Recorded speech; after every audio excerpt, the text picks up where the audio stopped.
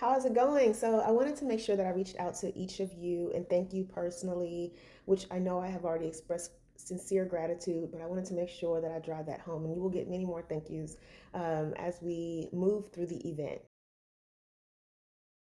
So, if you've never heard of the Houston Area Women's Center, they are the organization that has been around for decades, helping women rebuild their lives after being confronted with or having to deal with domestic violence. And not just for the mothers, but of course, their services impact the children as well. I love so much about this organization, and I'm very, very honored to work with them again a second year. Last year was very successful, and they actually invited me back to work with them. So this is a brand new facility, and they opened last year. So they have a lot of the state of the art cafe area. They have equipment for the children. I love it. It's a very beautiful campus, and I was very fortunate to be able to go last year and do the same thing that we're doing this year. We are going to really have a good time. Now, a little bit more about the site. It is, like I said, very secure. Um, and when you go in, there will be a space, even after you sign in with the officer, and he will open the gate for you to drive through. There will be a sign in desk. You will have to sign in. You might be asked to provide them your license or just like a so that they can take a photo of it. I'm not sure exactly.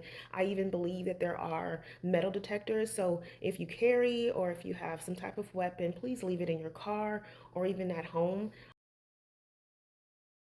So at this point, I have already submitted all of your information over to the Houston Area Women's Center so that they can begin the background check. I needed your name, your phone number, your email address, and I know I asked you all for your t-shirt sizes because you will be provided a t-shirt on the day of. So what's to expect with that? I would say no later than May 3rd, which is on a Monday, you should expect to hear from someone from the Houston Area Women's Center. They are either going to email you, possibly call you in regards to your background check. This is very important because the site that we'll be volunteering with, or at rather, is a very secure site. They don't just let people walk in. You will have to have your name on a list. There will be a security officer in the front of the site, and it's gated pretty heavily. He will have to have your name on the paper. Your name will not make it onto the paper if they have not completed your background check. So I just want to emphasize that if someone reaches out to you and requests additional information, or just, I know they're going to ask that you complete there's a document that you'll have to complete. Please fill that out as soon as possible. And if there's any follow up, to complete that. So, if any of you are wondering why there's so much red tape and why there's so much, so many precautions around getting access to the shelter, I want to really drive home the idea, the fact that this is a shelter specifically for people who have been victims in domestic violence. That includes men, women, and children. While women do account for the vast majority of the victims in these shelters, um, there are men there too, and there are children there who have faced domestic violence firsthand. And so this leads me to another point that I'd like to make. When I volunteered there last year, I saw women there who had bruising on their faces. I saw casts on arms. I saw casts on legs. I saw evidence of physical abuse. And while that is pretty evident, you can see the cast, you can see the bruises. One thing I had to remind myself is that there's also bruising, mental bruising. There's also a lot going on that you may not recognize just looking at them. What does that mean for volunteers? So, one thing that's really important to me as we go into this space is that we lead with dignity first. The women and children we'll be spending time with, and the men, of course, that we will be spending time with, are incredibly strong people. They have endured a lot. They are going through a season of rebuilding at this time, and they are not defined by what it is they went through. So instead of coming in with the mindset that we're helping people that are struggling, I want us to instead simply arrive as people. And we are sitting with them, we may be laughing with them, connecting with them, creating memories that they will carry on for the rest of their lives, I'm sure, especially the children. There's no pressure to fix anything, and there's no need to overcompensate with sympathy. Just being present, just being kind and genuine really goes a long way. And I have learned this in my years. I've been doing this now almost 2 decades, where I really sit with people, and just, take it at face value and understand that they are just human beings going through a season. So back to the fun stuff. This event, I know that I mentioned the flower booth to many of you all, but please note there's more than just a flower booth. The site will have a huge playground kind of in the middle. It's like a courtyard, enclosed courtyard.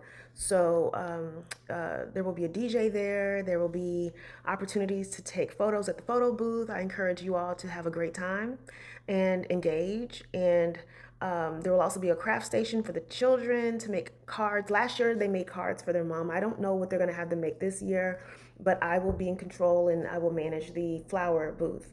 So, with the flower booth, I may only need about 4 or 5 volunteers to assist me with putting it up, operating it, and then shutting it down. But then, of course, there are other opportunities for you to volunteer, serve the residents at the DJ station, at the photo booths, on the playground, at the crafts table, or even in the cafe. You can even volunteer inside the dining hall, and that's where all the residents would come. There will be a catered lunch there for everyone, so please come hungry. I too will be bringing breakfast for all of the volunteers. So keep in mind that there will be also volunteers from other organizations and the staff as well. So arriving at 9:30 will allow us enough time to get some breakfast, coffee, juice in our system. So just know that that will be available for you. And I will say that this is probably going to be one of the most low effort and casual volunteer experiences ever. I have volunteered in so many different shelters where it's very, very vigorous and involved, whereas this one is really just more casual. So think of it like that. I don't think anyone's going to break a sweat. This is more of a social event. And it is a social event where you're just coming and you're serving and you're laughing and you're having a good time and you're meeting people. I look at it that way. So it's always a good time. I would definitely dress for the weather. The event is mostly outdoors. There are going to be some stations that are indoors. But if you want to wear jeans and comfortable shoes, by all means, please do so. If it's going to be raining that day, I believe most of it will be taking place out of the way of the rain. But I would definitely just check the weather and dress accordingly and comfortably, please. For anyone that is volunteering, be it at the craft station or with me at the flower booth, there will be scissors because we're going to have to cut the stems. I can speak for the flower booth. We will have to cut the stems. I will provide all the materials needed. We'll have ribbons for the bouquets and all that stuff. Just know that there's a policy that we cannot leave the scissors out and accessible for any of the residents to grab or get a hold of. So just know that, you may have to be a little hyper vigilant about what items are being left out. I do want to say that I've been to several shelters and I've never personally felt uncomfortable or unsafe um, interacting with any of the residents at these shelters. So I am very meticulous and particular about the shelters that I choose to work with for that reason. And so I want to make sure that you all feel safe as well. So if ever safety is a concern, please let me know and I can answer more questions. Or if you feel unsafe for any reason while they're on site, please speak up. Either tell me, myself, one of the staff, or even there will be on site security there as well. Just to remind you, this event is taking place on Saturday, May 9th, which is the Saturday before Mother's Day. Uh, the event hours is 11 a.m. It ends at 1 p.m. But I'm asking all volunteers to arrive as early as 9:30, but anywhere between 9:30 and 10. This will ensure that you get coffee, juice if you like, and I will have, like I said before, some breakfast items available for you.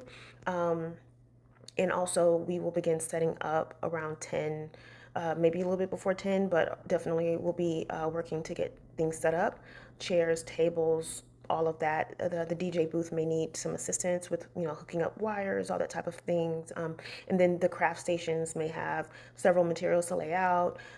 Definitely, I'm going to need some assistance unloading my truck with all 700 stems. That's a lot of flowers to transport across town. So I will definitely need some assistance with that. Also, I live in the Katy area. For those of you who don't know, if you live nearby Cypress, Katy, just in the area, and you have room and space to help me transport the flowers, I would greatly appreciate that. Just in good faith and good gesture. Like, I just like to have people stick around to help just break things down for the staff, and not leave them with everything to do. Also, like I mentioned before, also there will be food served, catered, and I strongly encourage everyone to go into the dining hall and eat. It's a beautiful dining hall. There will be centerpieces, fresh floral centerpieces, which I can't get enough of. There will be desserts there, and just kind of break bread. That is the essence of what it is I do. And that's why I love to bring people out to volunteer, because for me, this is not just about, extending a helping hand and then walking away. So I just want to wrap it up by saying thank you again so much for taking your time to volunteer, to be there. If you feel like you cannot make it for whatever reason, please let me know so that we will know not to expect you there, and I can plan accordingly. This means a whole lot, but more importantly, it's going to mean everything to the residents and the hearts that you will touch in a couple of Saturdays. So thank you so much. Again, like I said, you're going to hear thank you a lot. I am prone to saying it thousands of times. So thanks.